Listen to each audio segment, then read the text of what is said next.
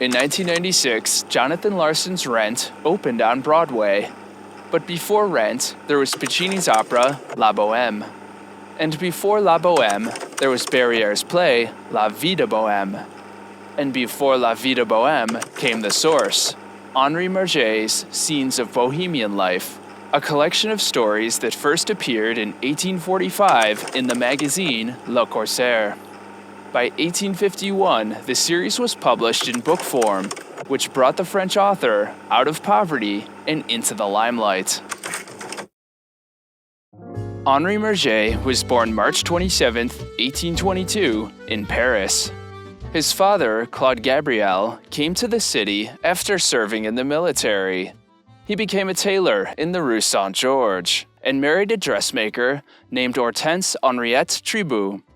Henriette was as sweet and gentle as Gabriel was dour and bad-tempered. Together, they moved into number 5 of the Rue des Trois Frères. Gabriel got a second job as a concierge, and Henriette gave birth to his son, their only child, Louis-Henri. Henri was a delicate, pretty child and a favorite with all the tenants. They called him their little cornflower on account of the blue outfit his mother dressed him in. One time, a pianist, Mademoiselle Lablache, had twisted her ankle and asked Henri to come and see her. When the 10-year-old Henri appeared in her room, she said, "If you will teach me that song, Au clair de la lune, which you sing so well, I'll give you some cookies." The boy, who was more than a little in love with the beautiful young pianist, flushed with humiliation and burst into tears. Horrified, Mademoiselle Lablache assured the boy she not intended to hurt him. Henri would return to her room with love offerings, and she would give him small presents. It was with her that Henri first learned the game of tearful quarrel and tender reconciliation, which he came to play with considerable skill when he grew up, a skill in which all his characters are so adept. Henriette spoiled Henri outrageously. His slightest caprices were law. She dressed her son in clothes far above his station. She could not accept the idea that her son was condemned to earn his living by the sweat of some onerous trade. Unfortunately, an exalted career required adequate schooling, which Henri's family could not afford. Henriette died when Henri was in his teens, but lived long enough to find her son a position as a messenger boy. It's at this time Henri began writing under the guidance of his friend and former teacher, a poet named Eugène Potier, 6 years his senior. Eugène shared an attic in the Rue Monsigny with the young playwright Adrien Leleu, and the three soon became friends in the autumn of 1838. They had a passion for poetry and an epileptic admiration for Victor Hugo. Eugène's garret overlooked the Théâtre de la Renaissance, and the three would often lean out the window and strain to hear Hugo's works performed on stage. The endeavor was so hopeless that Henri summoned his courage and wrote Victor Hugo a letter. In it, he asked for a complimentary ticket to see Ruy Blas. Surprisingly, Hugo responded with the ticket enclosed, and the letter became one of Henri's most prized possessions. Henri studied Hugo, Musset, Deschamps, and Brizoux to learn the craft of poetry. He would also read all the brochures of bad verse published by local aspiring writers to see if his work measured up. When his father discovered his scribblings, Gabriel created a violent scene. Undeterred, Henri wrote a satire of 160 lines and took it to the printers. Due to the satire's political nature, the printer offered to make 100 copies for free and told Henri to come back the following day. The satire criticized the liberal poet Auguste Marseille Barthélemy for coming to terms with the Louis-Philippe regime. When Henri returned to pick up the copies, he found a solemn-faced gentleman reading one of them. The printer tried to flag Henri to leave, but the gentleman noticed. "This, I suppose, is our satirical author. How old are you, young man?" 17. "Then you may be forgiven. This is the kind of poetry one writes at your age. Bad rhymes, unpleasant consonances, endings that offend the ear. I'm of course confining my remarks to the form of the poem, since I cannot decently comment on the subject. You mean that you are Barthélemy, at your service, whenever you wish to continue this lesson in prosody. Good day to you, monsieur. Henri went home and burned all but one copy, promising himself that he would never write another political work. Henri's expanding circle of friends helped bolster his confidence. He befriended aspiring poet Léon Noël, aspiring painters Pierre and Émile Bisson, as well as the Desbrosses brothers, Joseph and Leopold, who were turned out of the house by their cab driver father as punishment for pursuing art. Joseph, or Le Christ as he was called, was a sculptor. His brother Leopold, who went by Le Gothique, a painter. By day, the group frequented Mère Chauvet's, a little dairy shop in the Rue Gillicourt. By night, they created art in a garret the Desbrosses brothers had rented on a farm near the city gates on Rue d'Enfer. Sometimes, during the day, they would hold court on the rooftop and eat potatoes when they were not fasting in poverty. Some artists, like Carroll, who claimed to be a lithographer, slacked off, while others took their work more seriously. Tabar was a historical painter, Cabot a sculptor, Gilbert did etchings, and Chantraille painted streetscapes. If any one of them had 5 francs to his name, he was richer than Rothschild. One time, a mugger intent on robbing Carroll burst out laughing at how poor he was. Through poverty, these young men supported each other morally and materially. They dubbed themselves the water drinkers, for they could not afford wine, even though many of them had jobs. Levieux wrote children's stories and plays and reported court cases for a legal journal. Noël gave drawing lessons. Le Christ and Cabot designed tombstones for a mason. Le Gothique painted shop signs, and Henri was employed as a secretary to a diplomatic agent. After becoming dissatisfied with messenger work, a family friend, the librettist Etienne de Jouy, got Henri a post as secretary for his neighbor, Count Jacques Tolstoy.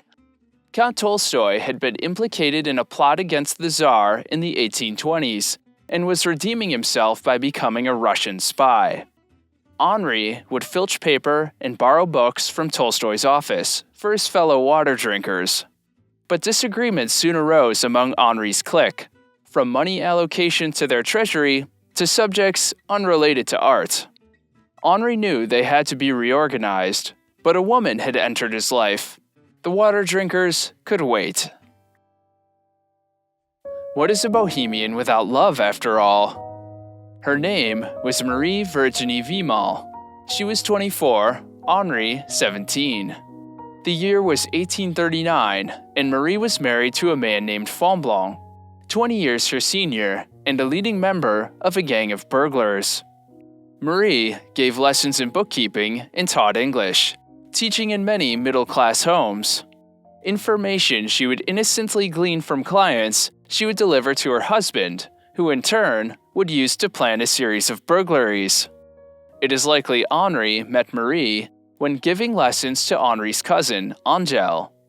Like his character Rodolphe, Henri was infatuated with his cousin, who for her part could not endure him in the least. Flowers that Angèle rejected, Marie accepted. Marie invited Henri into her home on the pretext of reading Shakespeare, where Henri met Marie's child. Yes, Marie was a mother and a wife, though her husband Fonblanc viewed Henri as harmless, even when Henri would take Marie dancing at the opera, which in the year 1840 looked more like a stable. When some of Fonblanc's gang leaders were jailed, Fonblanc decided to leave Marie. Should he be arrested, her absence would protect her. Without any means of support, Marie enlisted Henri's sympathies. But, unable to provide, Henri asked his friend Charles Gilbert to lend her a room. Gilbert obliged. The room was not far from his studio. One day, Gilbert paid a call when Henri was out, and the inevitable happened. 3 days later, when Henri returned, Marie was gone. She had left a note saying that her hiding place was compromised. Henri confronted Gilbert at once. Gilbert may have responded in the same exact dialogue as his counterpart in Henri's story, Olivier's Loves. What's done is done. It's as much Marie's fault as mine. Besides, it was my room. Henri coped by writing verse. In 1841, Marie was arrested, along with over 100 other people, including Fonblanc and Marie's brother, an event that caused public intrigue and names the litigation that followed Case of the 79 Thieves. In 1842, Marie appeared in court wearing a black veil. Being chivalrous for a change, Fonblanc provided testimony to protect her. Marie was let go, and Fonblanc received 12 years in prison. Henri, who had not seen Marie since Gilbert's room, spotted her coming out of an alley one day. His heart beat so wildly that he had to lean against a carriage. Marie went a little pale and continued on her way. Even 10 years on, Henri would be moved to tears by the sound of Marie's name. Wherever Henri went, he would hang mementos of his past amour over his bed. Marie's velvet domino, Marie's gloves, and her withered flowers. At some point during Henri and Marie's flirtation, police began taking an interest in the young man. Henri's father, Gabriel, turned him out of the house. Henri's friend Leleu took him up, at number 13 Rue Montalon. Henri would write all night and sleep all day. In the mornings, when Leleu had just awoke, they would climb onto the roof, smoke their pipes, and enjoy the view. When Henri wasn't addressing hundreds of envelopes in exchange for a bowl of coffee by helping out one of his neighbors, he was disappearing to the left bank to visit Carol and the Desbros brothers in the Latin Quarter. The winter of 1840-41 promised to be severe, and Leleu's room had no fireplace, prompting Henri to rent a room at number 3 Rue de la Tour d'Auvergne, in which he stayed for 3 years.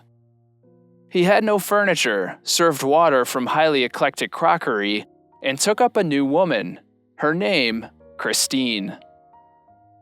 She was a 25-year-old Dane, married, and maliciously witty.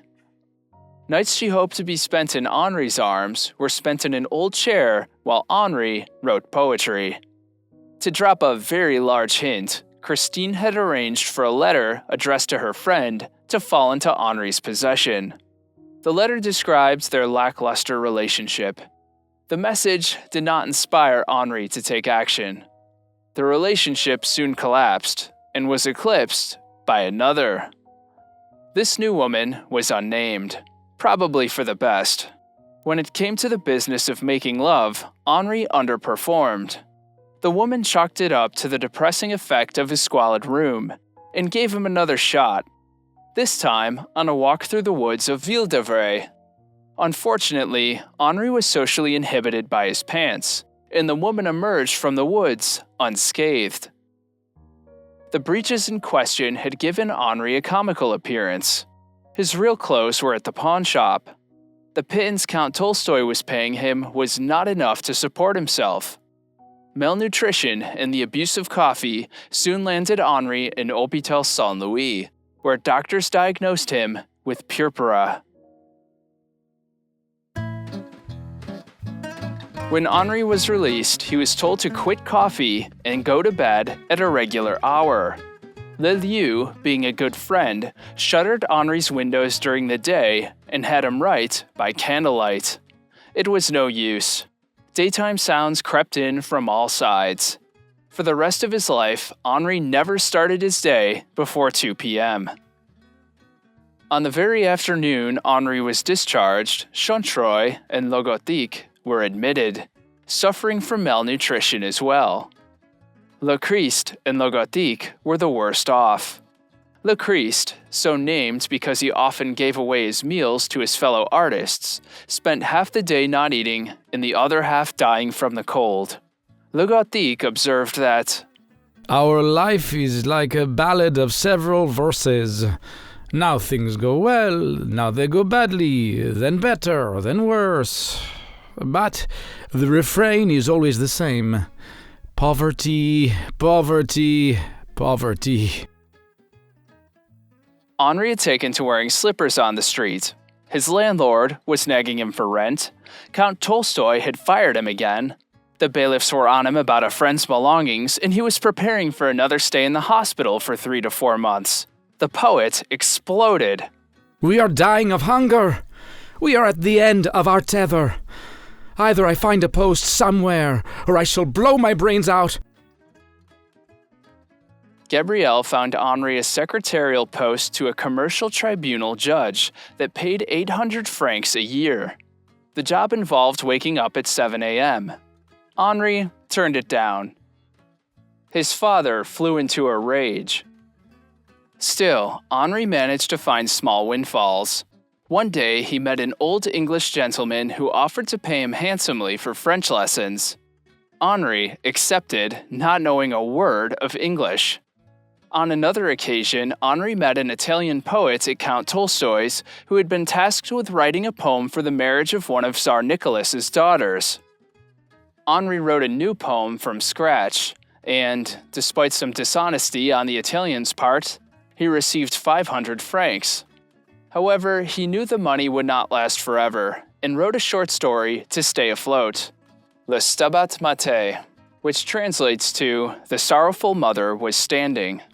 Placed by his friend Alexandre Boucher, the story, Henri's first in print, was a sentimental piece and not very good, mainly because Henri focused on his poetry more than his prose.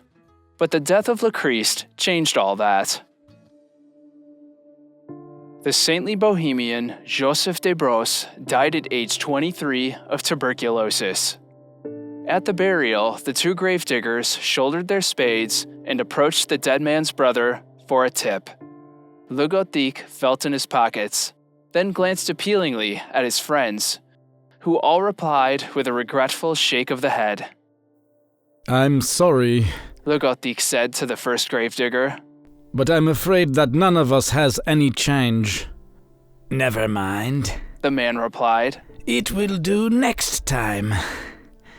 And as if this wasn't sinister enough, his colleague added a remark which froze the blood of the young Bohemians. "That's right. I know these gentlemen. They're regular customers." The death of Le Christ ignited a fire in Henri to break out of poverty once and for all. He moved into a flat in the Rue de Vaugirard with a friend of the de Brosse brothers, a writer named Champfleury. He had arrived in Paris to work at a bookseller's, where Chantreuil was also employed.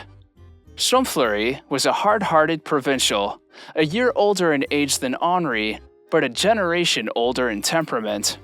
Henri and Champfleury's income was 70 francs a month combined, while the rent was 250 francs a year. At first, they decided to keep track of their accounts, then decided it was too depressing. On a positive note, Champfleury convinced Henri to either "Write in prose, or you'll never earn a living." So, they tried their hand at theater. When they went to place their script at the Théâtre du Panthéon, the director took Champfleury into the loft and showed him a pile of manuscripts stretching from floor to ceiling. If they staged all of them, Champfleury and Henri's would not be performed until Judgment Day. When not writing, the roommates often grated on each other. To Champfleury, an aura of poverty hung perpetually about Henri. Also, Champfleury could not understand why Henri had a sentimental cult of a woman who had first deceived him and then descended to prostitution. And Henri's coffee addiction would have made Balzac cringe. Ultimately, Champfleury kicked Henri out.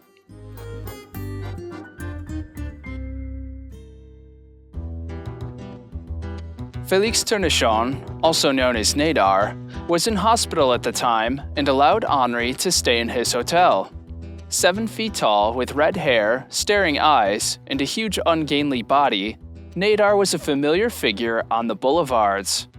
Although Nadar had not yet achieved notability as a photographer, journalist, and aeronaut, he lived in affluence. While not considered a true Bohemian, he was still an artist. Nadar shared his studio with 2 young men, Jean-Jules Samson and Alexandre Schahn. Schahn had spent a year studying at Léon Coignet's studio, with tuition paid for by Shahn's father, the owner of a toy company. Schahn, however, preferred music to painting. When he asked his friends which art form they prefer he choose, they replied in unison, "Neither." To posterity, Schahn became the character Schaunard, the character that Scenes of Bohemian Life opens on. Naturally, Schahn and Henri became friends.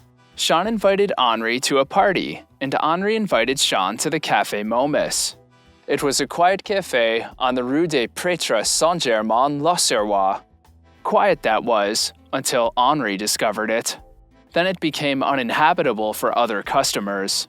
It didn't take long for a horde of Bohemians to descend on the cafe by promise of cheap coffee and fine company. They invaded the second-floor smoking room, drove customers out with their noise, and turned it into a clubhouse. Champfleury soon joined, and Nadar, and Charles Baudelaire. 2 of the most solemn members of the Momus group, however, were Jean Valon, a theology student, and the secretive Marc Trapedo, who Louis-Henri Murger would combine to make the character Kálmán.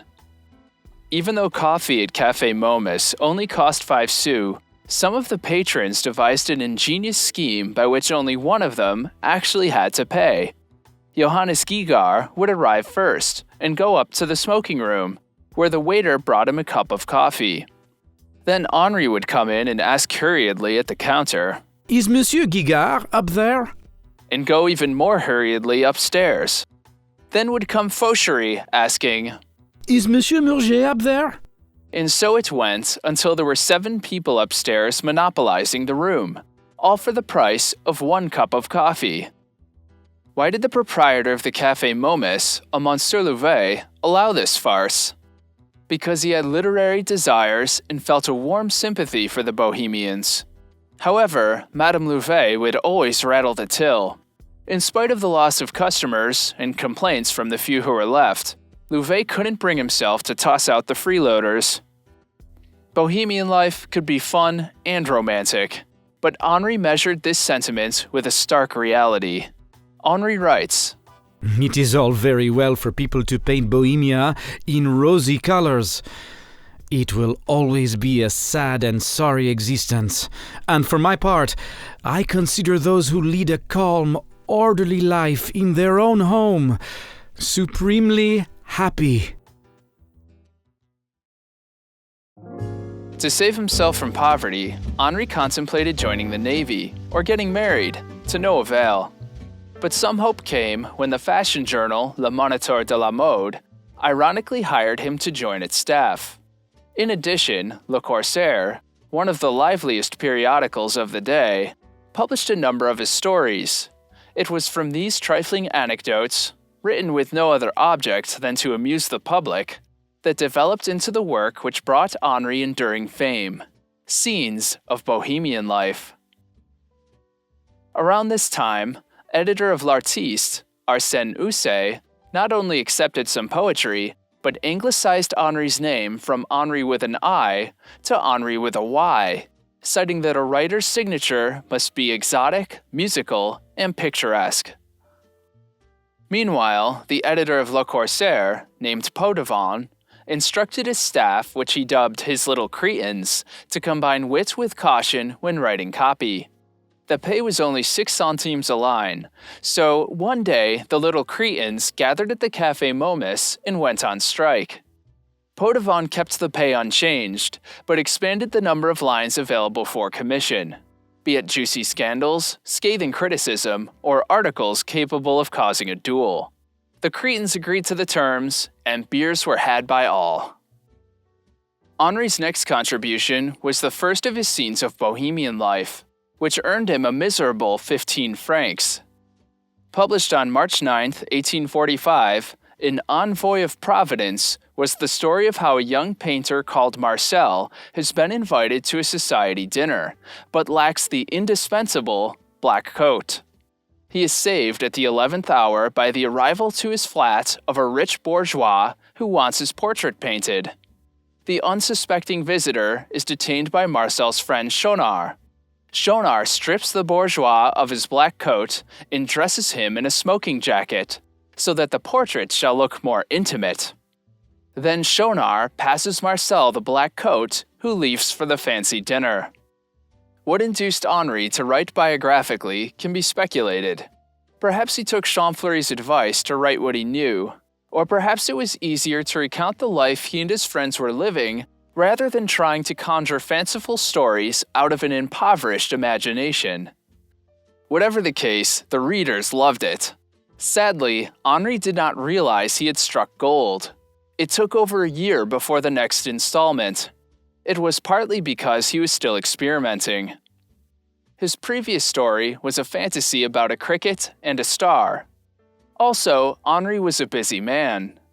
He dictated the season's fashions in Le Moniteur, wrote poetry and art criticism for L'Artiste, and reviewed the latest plays and gossip in Le Corsaire. A colleague at Le Corsaire described Henri at this time in a pen portrait. He was still quite young then, but already he was beginning to go bald and his health was languid and delicate. We were all fond of him, and he was fond of us, for he was naturally kind, gentle and affectionate. He would speak freely, describing all his daydreams and his castles in Spain. How many times I wished there had been a shorthand writer present. His manners were polite and dignified, his modesty so simple and unassuming that one almost felt that he was unaware of his merit. When people made fun of him, he answered them with a malice that had no bitterness in it, a mockery that was light and inoffensive. If he lost his temper, his anger lasted no more than a second or so, and immediately afterwards he would be delightfully apologetic, as tender as a girl and as ingenuous as a child. Henri's satirical work would challenge this portrayal of him as a dreamy sentimentalist. The true Louis-Henri Murger is likely somewhere in between. During this hectic year, he was living at the Hotel Merciole in the Rue des Canettes. Most of the Café Momus migrated to this dingy hotel, likely because it was across the street from Madame Cardinal's famous reading room, the last of its kind in Paris. Henri lived on the 6th floor and shared his attic room with a grisette, one of the working-class girls of Paris. The name grisette came from the cheap dress material that most of them wore. The most light-hearted among them was Louisette, the model for Fimi in Scènes de la Bohème. Fimi was the character of Schaunard's mistress. Louisette worked in an artificial flower factory, dyeing the material used to represent leaves. Her hands were usually stained green. Marie Christine Roux, Champfleury's mistress, was cast in literature as Musette. Marie Roux was a model who sat for painters such as Ingres and Gérôme, and sculptors such as Pradier. She was good-natured and promiscuous, but she preferred money over love, as she had a mother and sister to support. Lucille Louvet, nicknamed Mimi, was Henri's mistress, as well as his Scènes de la Bohème counterparts, Rodolphe's. Like Jean's Louisette, Mimi also worked in an artificial flower factory. Mimi has been described as one of those wilting Parisian flowers which are born and grow up in the shade, without a ray of light, and which go mad with joy when one day they see the sun at Marlotte or Bougival. Mimi was pockmarked, very pale, had a soft mouth, faded brown hair, and was so utterly resigned that poverty with a poet seemed like heaven to her. On March 6, 1846, Henri published his second sketch. On July 9th came the third. From then on, Henri treated Le Corsaire's readers to regular accounts of all the vicissitudes of he and Mimi's relationship. not to mention those of all their other friends, who fortified themselves against life's hardships with gaiety and courage. Henri and Mimi would repeatedly quarrel and make up. They celebrated one reconciliation with an outing in the country, and on their way through the Luxembourg Gardens, they met Victor Hugo. Out of a sense of propriety, Henri pretended not to notice the great writer. However, Hugo recognized him from his magazine work, gave him a friendly wave, and smiled graciously at Mimi. Mimi, who knew something of Hugo from conversations heard at the Hotel Merciol, squeezed her lover's hand and blushed with pride and pleasure. The peacemaking did not last, and Mimi began getting to know the neighbors again, as she called it. She seemed to delight in keeping a man of superior intelligence chained to her feet and mad with jealousy.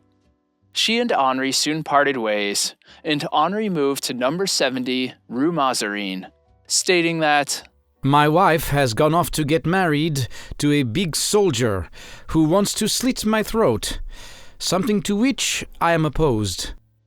Henri then turned the event into copy for Le Corsaire, titled Epilogue of the Loves of Rodolphe and Mademoiselle Mimi.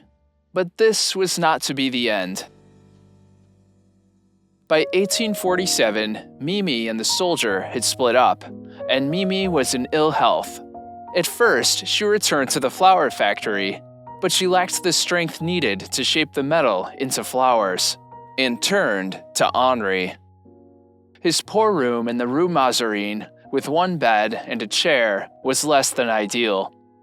Fortunately, another windfall came, this time a grant for 500 francs to spruce up the place. Improvements were made, but Mimi needed a hospital. According to her character in Scènes de la Bohème, I'll come back as pretty as I used to be, for I'll put up a stout fight against the disease.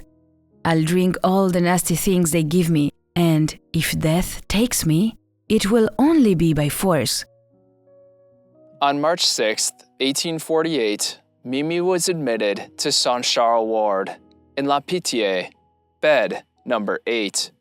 The brother of one of Henri's friends, a Eugène Taubon, was a house doctor at La Pitié and secured her the room. One evening, Eugène saw Henri at Café de la Rotonde. "Well?" asked Henri. "It's all over." Eugène replied gently. "She died last night." Henri went to a nearby window recess, shed a few tears, and left. The next morning, on Eugène's walk through Saint-Charles Ward, he had just passed bed number 8 when he heard someone call his name. He turned around and gave a cry of horror. It was Mimi. Oh, Monsieur Taubon, if only you knew what a fright I've had. My poor neighbor died the night before last, and I've a feeling it won't be long before I follow her. The explanation of Eugène's macabre error was very simple. When Mimi had arrived at La Pitié, the bed next to hers was occupied by another young woman, also suffering from tuberculosis. The two women had become firm friends, so that when Eugène would drop in to see Mimi, the other woman in bed number 7 always joined in their conversation. When a new nun was allotted to the ward, she gains the impression that it was the woman in bed 7 who Eugène had inquired about, not Mimi. Eugène quickly sought out his brother, and they both scoured Paris looking for Henri. They checked all his usual haunts and could not find him anywhere. Eugène left a note on Henri's door saying that Mimi was alive. But when Eugène returned to the hospital, he discovered that Mimi had passed away for real. She was dead at the age of 24.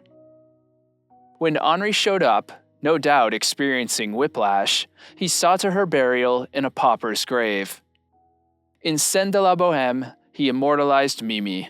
Her death is the most poignant and effective part of Murger's book, Barriere's play, and Puccini's opera.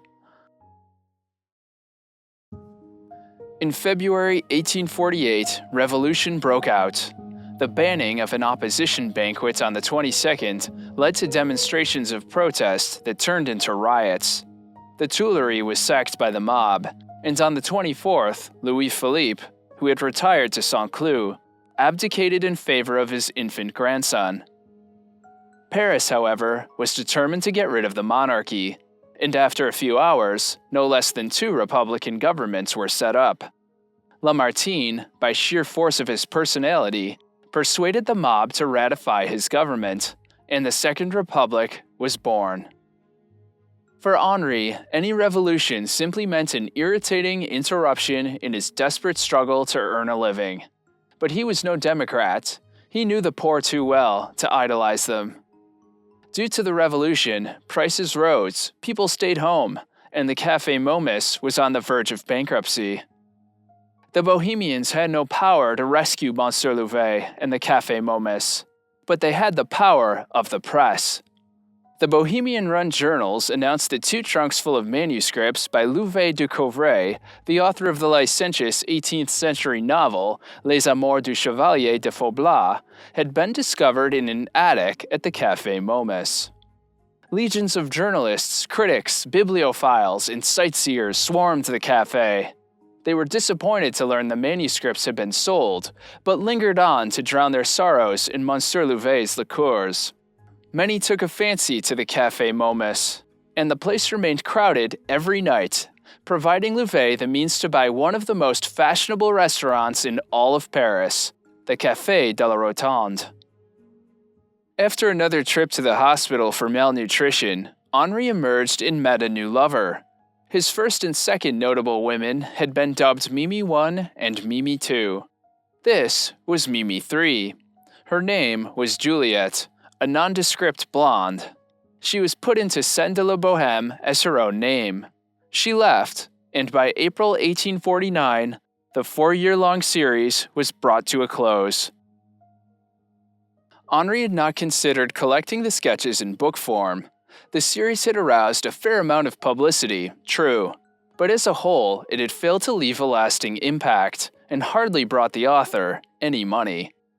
Henri had been living in poverty for 10 years. He was fed up. Out of options, he wrote Victor Hugo seeking a position for the Ministry of Public Instruction. Hugo replied back, offering to help. Then suddenly, and unexpectedly, Henri was approached by a Théodore Barrière. Théodore was a young playwright who had already written a number of vaudevilles, staged at the Renaissance, the Gymnase, and the Palais Royal, but was unable to make a name for himself. Théodore would often collaborate with other playwrights on condition they pass a test. The new writer would submit to an inquisitorial dinner with Théodore's parents and their pet bird Coco. Théodore's father worked at the Ministry of War, but was very keen on literature. However, it was Coco's approval that was far more important. The parrot on his perch would be brought into the dining room. If Coco took a liking to the visiting writer and climbed onto his shoulder, he would be treated as one of the family. If Coco ruffled his feathers and remained on his perch, the playwright could abandon all hope. Thankfully, Henri did not have to pass this test. Théodore had sought him out through a mutual friend, Fauchery, who agreed to introduce them. It was during a rainstorm at 3 o'clock in the afternoon. Henri's latest refuge was in the little Rue Terrain Saint-Germain, up in the garret, of course. What filthy weather! Henri said when he saw Fauchery. You'd better open up your umbrella again, because it's raining just as much here as it is outside. It wouldn't be any use if I did, retorted Fauchery. My umbrella is nothing but an anatomical curiosity. It has nothing but the ribs left. Let's talk of something else. I've brought a friend of mine to see you, Théodore Barrière. Henri apologized for not getting out of bed to greet the man, explaining that a friend had borrowed his trousers that morning and had not yet returned them. But this is sheer Bohemia, Théodore exclaimed with naive delight. He presented his offer to turn Scènes de la Bohème into a play, whereby he and Henri immediately hatched out the plot. Thus far in the sketches, Rodolphe and Mimi parted ways, and Henri wanted to keep this ending in the script. However, Théodore was aware that the real Mimi had died, and proposed to give the play this dramatic end. Henri was stubborn and suggested a test audience, one of his friends, a Charles Monselet. But would Monselet listen to a 5-act play? Perhaps against his own will, Henri and Théodore devised a ruse where Henri would meet Monselet on the Pont Neuf. Henri would arrive well-dressed, propose to go to a drawing room, and really lead him for a drink, and then back to Henri's garret. When Henri locked him in and Théodore pulled 5 blue exercise books from his frock coat, Monselet knew he had fallen into a trap. But, to the play's credit, Monselet was captivated. After he finished reading, Henri argued for Mimi's life, Théodore, Mimi's death. Monselet listened carefully. He chose death.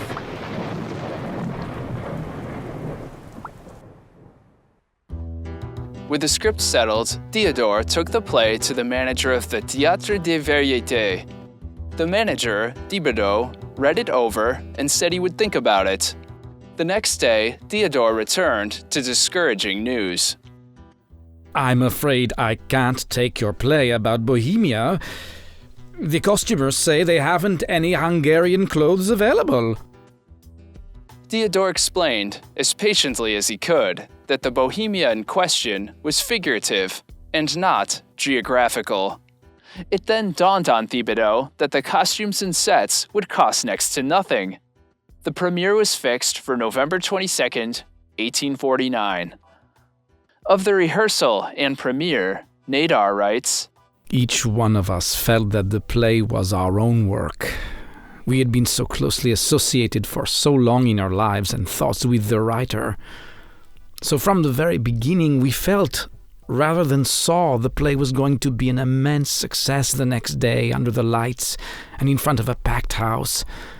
And when the roars of laughter, which greeted every sally in an extravagant display of wit, were followed from one act to the next by scenes of heart-rending pathos, we were completely carried away.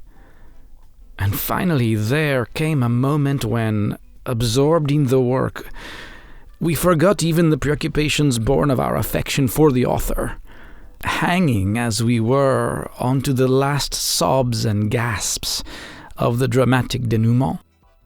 But the tributes that touched Henri most was from Victor Hugo. My dear poet, the day of triumph that was predicted has now arrived. I always said that you would leave the shadows in a burst of glory. I was not there the other evening, but my heart was with you all the same, and I applauded you with the hands of my wife and children. I shall take advantage of the first free evening I have to go and renew acquaintance with those creatures I have loved for such a long time, all those delightful Bohemians whom you have brought to life with your poetry and inspiration. Carry on, for now you have nothing to do but go forward. You have obtained a magnificent success, which assures you of a magnificent future. On the evening of the premiere, publisher Michel Lévy took Henri and Théodore out to supper and persuaded Henri to gather the stories he had written for Le Corsaire into a book. Lévy paid him 500 francs right there in the restaurant. Shortly thereafter, Henri moved into a flat on the right bank, at number 48 Rue Notre-Dame de Lorette, declaring, I have rented, in a building which is not a hotel, a comfortable flat, resplendent with every modern luxury, a divan, a set of matching chairs, and a pair of snuffers. Henri Murger had arrived. In the preface and epilogue to his book, Scènes de la vie de Bohème, he glorifies material success and ridicules artists and writers who follow their vocation in poverty without ever trying to achieve fame. The initial backlash from Nadar and Lellieu faded as they had achieved their own success, Lellieu with Henri's help. And Bohemia soon forgave him. Henri's intention was to mediate the book's romanticism by removing the young reader's rose-tinted glasses when viewing Bohemia as a whole. Later, the same year, 1851, Livy published a loose sequel, Scènes de la vie de jeunesse, a book more realistic than the first. The most romantic of this collection was the sketch La Bonhomme Jadis, which tells of how 65-year-old Jadis, horrified by the earnestness and chastity of 20-year-old Octave, takes him dancing and encourages him to embark on a liaison with a girl called Clarissa. An old friend of Henri's, Arsène Houssaye, now director of the Théâtre Français, suggested he turn La Bonhomme Jadis into a one-act play, which opened in 1852 to considerable success. More opportunity came when Henri was hired for a 3-year contract by the most respectable and bourgeois of all French periodicals, the Revue des Deux Mondes. It would pay him 200 francs for the first installment and 150 francs for each additional piece, with the promise he would write 3 to 4 volumes of fiction each year. The pay was good, but Henri was slow in turning in content. Champfleury records that a page of prose cost Henri a night's work and vast quantities of coffee. The fact Henri knew he was writing for the highly critical readers of the most eminent review in the country seriously inhibited him. The result was La Paix Latin, a piece of wooden and stilted prose with none of the life and humor of his Bohemians. Henri, by this point, was on the right bank and out of the slums. When he was not playing householder, he was enjoying the countryside.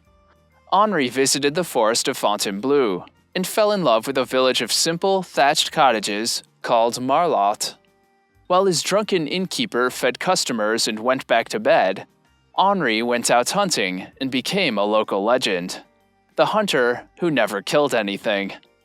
He bought a shotgun in costume, but his marksmanship warmed the heart of Saint Francis of Assisi. Back in Paris, one of his neighbors, a seamstress named Anaïs Victorine Boyer, who until this time paid Henri no great notice, saw that an envelope in the hall's letter rack was addressed to Henri Murger, playwright. Gradually, she formed a favorable opinion of him. Whenever Henri spoke of her thereafter, she responded coquettishly and smiled back. This change in behavior prompted Henri to send her a letter to start a relationship. Anaïs had come to Paris as a young girl, and in 1844 had married a cafe owner that treated her terribly. She then left her husband and became the mistress of a naval officer, who put her up in the apartment across from Henri's. All this being said, Anaïs replied to the letter with interest, yet both sides dragged their feet. Henri did not pull the trigger right away due to his timidity and his masochistic delight in prolonging the sweet agony of courtship, and Anaïs did not wish to jeopardize her arrangement with the naval officer. She hesitated, she argued, she questioned Henri's sincerity, and asked for time to think. Henri, for his part, did not insist. When one of them fell silent in correspondence for a few days, the other would anxiously inquire. They would feel each other out for emotion. Did she love him? Did he love her? According to one of Henri's letters to her, Love is rather like creditors. They come when you talk about them. When you say to each other you are in love, even without thinking it, you hasten the moment when you think it, without saying it. After a succession of misunderstandings, separations, and reconciliations, Anaïs broke off the platonic relationship. And that's when Henri realized they were both in love. Anaïs had been too reserved for him to detect it, so did not explore the feeling himself. But no more. The correspondence that began in August 1851 flourished into a relationship by June 1852. Henceforth, the naval officer was history, and Anaïs became Mimi number 4. While they deceived each other on occasion and quarreled frequently, they also found peace and pleasure. Their relationship would last 10 years. Henri and Anaïs spent 8 months of those years together in Montmartre. First at the inn, then at a house Henri rented on the outskirts of the village. Henri sallied forth on his fruitless hunting expeditions while Anaïs kept home. It was a quiet, humdrum existence, and Henri loved it. So did his editor, Boulos, at Du Monde. Keeping Henri away from Bohemia ensured less distractions to fulfill his writing commitments. Still, Boulos was not happy with La Paix Latin and encouraged Henri to branch out. His next novel, The Water Drinkers, was set in Bohemia and told of the original water drinkers on the farm before they reorganized. The novel flopped. Henri repeated the same old patterns, begging editors, haggling with publishers, borrowing from friends, and dodging creditors. He took a cheaper flat in Paris at 80 Rue de Clichy. In 1855, Henri's father Gabriel died. The last time Henri had seen him was after the premiere of his play to offer him a ticket. Gabriel remarked, "You mean to say they are putting it on again?" Henri's inheritance, which was mostly clothing, did not pull him out of debt, but his next book did. Les Vacances de Camille, published 1857, was more in line with the whimsical Scènes de la Vie de Bohème. Du Monde's readers loved it, and so did the book-buying public. The novel even captured inspiration from Henri's country life with 3 dogs he had bought. Henri was gravitating toward realism and focused on the townspeople of Montmartre for his next effort. With his style modeled on Balzac, Le Sabot Rouge was published in 1860. The novel included psychological analysis, realistic description, and melodrama. It tells of a farmer called Derisel, who has been left nothing by his rich wife and is therefore at the mercy of his son Isidore. Derisel uses La Lison, a voluptuous farm girl, to keep a hold on Isidore. But she turns against Derisel and has to be removed from the scene. An operation he performs by introducing anthrax-carrying flies into her bedroom, which sting her to death. Derisel himself is shot by mistake by Isidore, who then falls into the ditch where his father's corpse is lying. And Isidore dies in dreadful agony. As wild as it sounds, the public loved it. But payments from Levy was used to cover a previous advance. In dire straits, Boulos of Du Monde reluctantly gave Henri a new advance of 1,500 francs that was slowly repaid by Le Sabot Rouge appearing in Le Moniteur, a rival journal, which Boulos allowed. In spite of Henri living beyond his means and his persistent money woes, on August 15, 1858, the Emperor Napoleon III awarded him the Legion of Honor. A banquet was held in Montmartre by his friends. The renewed popularity led to Henri being hired to write a humorous column for Le Figaro by its director, Veilchen. Henri also traveled to London with Nadar and produced another one-act play, Le Serment d'Horace. The future looked bright, but Henri's future was limited. In January 1861, a friend bumped into him on the street, to whom Henri confided, "I feel really ill. And then for the past few days I've had something on my lip which is terribly irritating. It's due to overheating. What a stupid time of year the winter is. Why, even the sun looks as though it's got a red nose." The same note of weariness and anxiety is echoed in the last letter he wrote to Anaïs on January 6th. It was at this time Henri decided to move house from number 11 Rue Viron to number 16 Rue Neuve des Martyrs. One night, he was awoken by an excruciating stab of pain in his left leg. While the alarmed doctor left for a second opinion, Nadar showed up with smelling salts as requested. Henri's friends guessed the ailment was syphilis, but the doctor said it was arteritis. An artery in his left leg had become obstructed, and the tissues were already dying. Henri was taken to the hospital Maison du Bois the next day and put in room 14, a number that brought back memories of La Christ. Word traveled fast around Paris that Henri was dying. Michel Levy, who profited 25,000 francs and paid Henri only 500, showed up and gave him an additional 100. The government, in the person of Count Woluski, sent Camille Doucet, who slipped 300 francs under Henri's pillow to cover funeral expenses. Ministers, said the Goncourt brothers, are always very generous when it comes to burying men of letters. It is a pity that men of letters cannot be paid their funeral expenses before they die. When Sean paid him a visit, Henri showed him the 300 francs with childish pride. Over the weekend, Henri's condition worsened. He was sweating horribly and suffering from hallucinations. A thick fog covered Paris. And on Monday, January 28th, the doctor, who also reported for Le Figaro, recorded Henri's last words. No music, no noise, no Bohemia. Henri Murger was dead at the age of 38.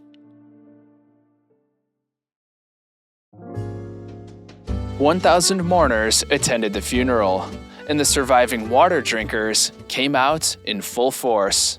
Lalieu, Léon Noël, Le Gothique, Vastine, Tabar, and Chantreuil, as well as Chaun, Vallon, Champfleury, Barrière, and Nadar, who tenderly watched over Anaïs and Marie Roux, better known as Musette. This, in addition to hundreds of students from the left bank and artists from Montmartre who had come unbidden to pay tribute to the supreme chronicler of the Latin Quarter.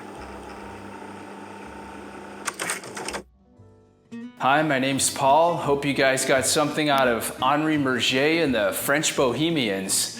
If you love art and history as much as I do, be sure to check out this bad boy right here, Spitfire and the Objects of Desire.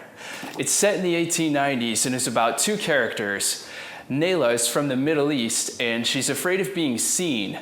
That means she's afraid of meeting new people, saying the wrong thing, saying no, definitely afraid of conflict. Celeste is from Paris, and she's afraid of not being seen. That means if the spotlight's not on her 24/7, she feels like she doesn't exist. So she does dramatic things to get attention, and so on and so forth.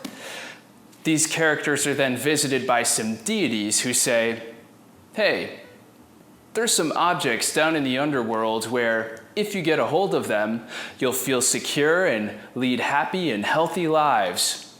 But if you fail, you'll be stuck down there forever. And that's the premise. Thank you guys for watching. We'll see you next time.